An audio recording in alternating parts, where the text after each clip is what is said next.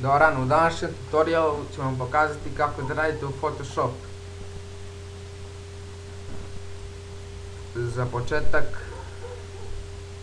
odaberite dve slike i zatim me pratite. Štiklirate ovo i zatim dva puta kliknite dok se ona uhvati.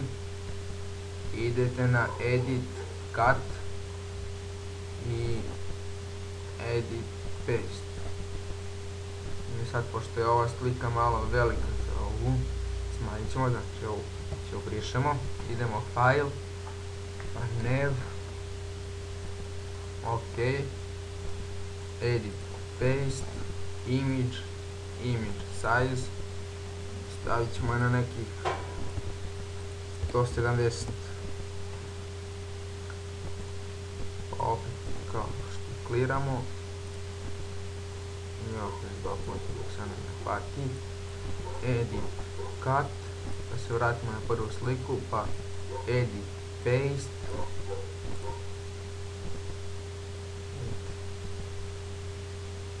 To je to. Sad ću vam pokazati kako da stavite kao neki sjaj oko slike. Idete na treću ovu po redu ovdje i odaberete Magic Lasso Tools. I zatim idete desni klik na sliku i kliknite ovdje.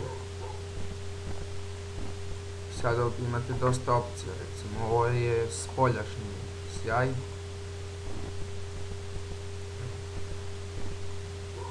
Možda povećate, možete da promenite boju. Ovdje ćete promeniti boju.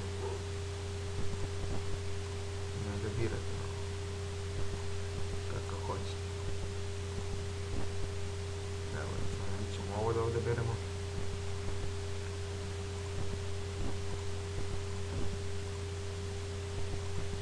Imate ovo kao da je izlomljena. Idete OK. Sada ću vam pokazati kako da udebljate neku osobu ili da mu nakazite. Onda odaberem neku sliku. Evo, recimo ovu.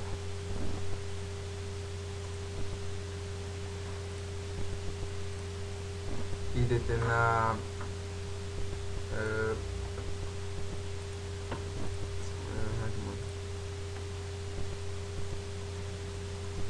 idete na filter, pa kliknete ovdje.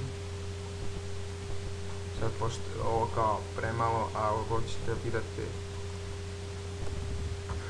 odaberete neki 80. Evo sad možete lice onako pomeriti da je ugoditi.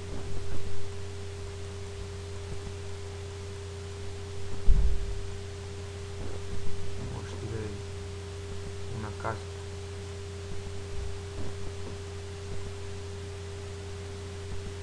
Ajde udebljati. Za ovo je potrebno vremena da se radi.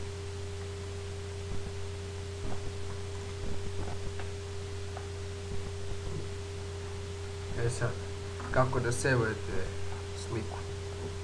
Idete na File, Save As, odaberete desktop, ne znam ja šta već. Sad idete ovdje, Format, i odaberete ovaj format ovdje. Idete Save i sad odaberete kvalitet slike. Mada ovo je dobra funkcija zato što kad su neke slike po 1 MB recimo na Photoshop možete da smanjite i da šaljete preko Skype.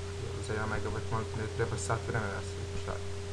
Dobro, ne baš sat vremena, ali tu je nema. Idete OK.